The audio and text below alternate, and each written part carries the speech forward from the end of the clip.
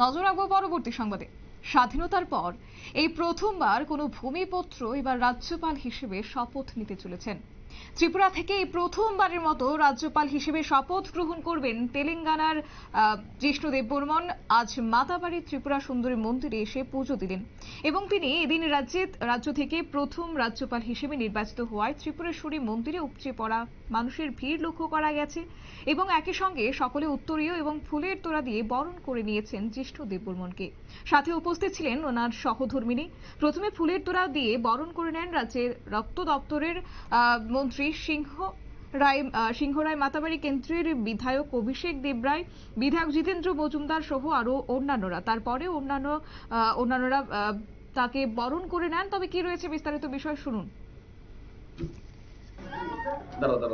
স্বাধীনতার পর ত্রিপুরা থেকে এই প্রথম রাজ্যপাল হিসেবে আপনি শপথ গ্রহণ নিতে যাচ্ছেন, কি বলবেন? দেখুন, আমাকে কাজ দেওয়া হয়েছে, তাই আমাদের সম্মানিত প্রাইম মিনিস্টার আমাকে বলেছেন সেখানে যাওয়ার জন্য, কাজ করার জন্য, পুরোটা অভিজ্ঞতা পাওয়ার জন্য। আর ত্রিপুরার জন্য উনি প্রথমবার এই লোক রাজ্যপাল হচ্ছেন বাইরে গিয়ে, ওটার গর্বের বিষয় আমার জন্য না, ত্রিপুরার জন্য। এবং প্রাইম মিনিস্টারকে আমার ধন্যবাদ জানাই, এবং হোম মিনিস্টার প্রেসিডেন্ট অফ ইন্ডিয়াকে আমার ধন্যবাদ জানাই। ওনারা ত্রিপুরাকে পরিচয় করে দিয়েছে স্যার ভারতবর্ষে। এখন ত্রিপুরার নাম কিন্তু সবখানে আছে, মাতা ত্রিপুরা সুন্দরীর নাম ত্রিপুরা, পদ্মশ্রী অর্জনে পেয়েছেন, এখন গভর্নরও হয়ে গেছে। সুতরাং ত্রিপুরার নাম এখন কেউ জানা নাই ও না।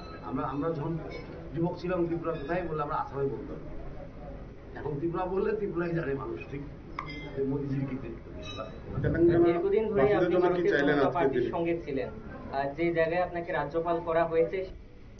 আপনারা শুনলেন জিষ্ণু দেববর্মনের বক্তব্য। কার্যত তেলেঙ্গানার রাজ্যপাল হিসেবে নিযুক্ত হয়েছেন তিনি এবং সেই খুশিতে, সেই উপলক্ষে কার্যত আজ তিনি মাতাবাড়িতে গিয়েছেন এবং সেখানে রাজ্যবাসীর মঙ্গলার্থে তিনি পুজো দিয়েছেন। একই সঙ্গে বলা চলে আজকের এই তারই পুজো দেওয়াকে কেন্দ্র করে উপস্থিত ছিলেন অর্থমন্ত্রী প্রণজিৎ সিংহ রায়, স্থানীয় বিধায়ক অভিষেক দেবরায় সহ বিজেপি নেতাকর্মী সমর্থকবৃন্দ।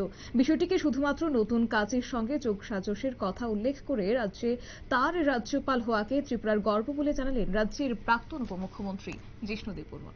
নিয়ে নিচ্ছে ছোট্ট একটি বিজ্ঞাপন বিরতি, সঙ্গে থাকুন।